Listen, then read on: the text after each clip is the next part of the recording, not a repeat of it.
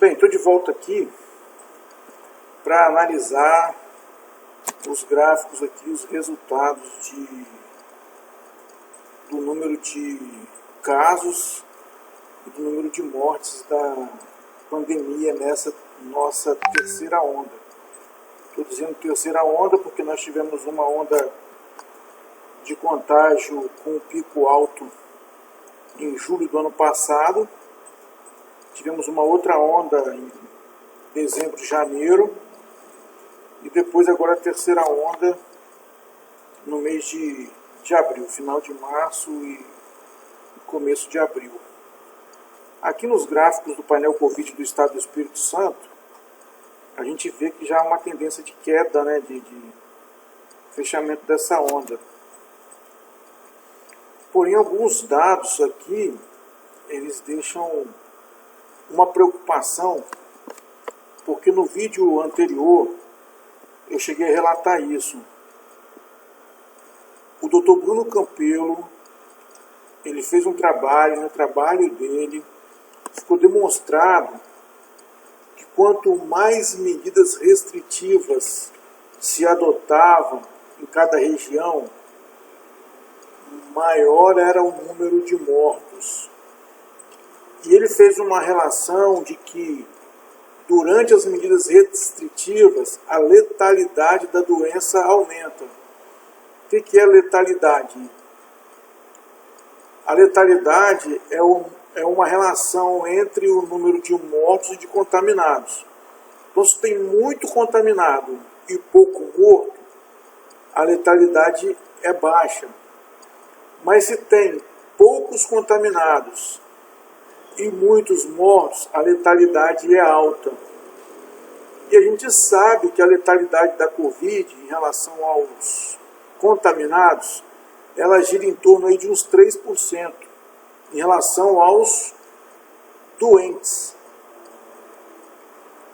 Agora, essa letalidade ela é variável de acordo com algumas circunstâncias, né? O que eu quero mostrar aqui é o resultado entre contágio e morte durante esse período aí que se iniciou a partir do dia 18 de março, que foi quando houve aquele decreto aqui do governo do Estado do Espírito Santo, aumentando as medidas restritivas. E eu fiz aqui uma ampliação aqui dos dados. Na verdade, eu reduzi aqui o tempo de exposição no gráfico. Nesse gráfico aqui, todo o período da pandemia está exposto, desde o início até agora.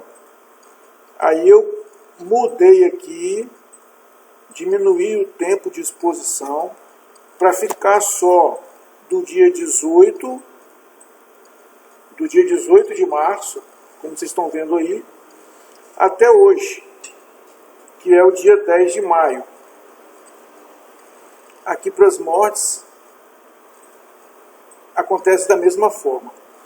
Então, de toda a pandemia, desde o início dela até agora, o maior pico de contágio foi aqui, no dia 22 de março, ou seja, 4 dias após o início das medidas restritivas. E o maior pico de mortes da pandemia foi aqui, no dia 19 de abril, ou seja, um mês depois do início das medidas restritivas. O que fica bem claro aqui é que o número de contágio, e a média de contágio, ela teve um pequeno aumento aqui depois que foram iniciadas as medidas restritivas e depois seguiu numa queda branda, caindo até agora. Porém, com as mortes foi o contrário. Quando se iniciou aqui as medidas restritivas, a curva da média de mortes ela aumentou significativamente até 30 dias depois das medidas restritivas, que foi aqui, ó, o dia do maior pico, dia 20 de abril. Só aí ela começou a cair novamente. Então, o que a gente consegue ver nesse gráfico aqui está justamente falando a mesma coisa que o professor Bruno Campelo mostrou no trabalho dele. Quando se decretam medidas restritivas, o número de mortes sobe significativamente, alcançando um pico. E no trabalho do professor Bruno, o pico foi alcançado com 39 dias. Aqui, no Espírito Santo, o pico foi alcançado com 30 dias. Então a gente alcançou o pico antes. Esse dado é preocupante, porque fica notório aqui com esses dois gráficos que a letalidade da doença aumentou muito durante as medidas restritivas. Por que aumentou? Cabe se fazer trabalhos e se aprofundar o estudo para dizer por que aumentou. A gente não pode supor, mas de fato a letalidade aumentou e aumentou muito durante as medidas restritivas.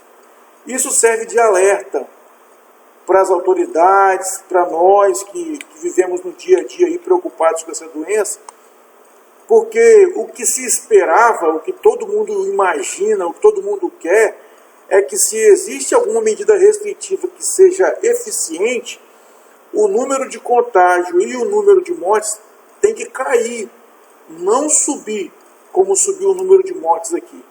Fica parecendo que o resultado é justamente o oposto daquele que se pretende.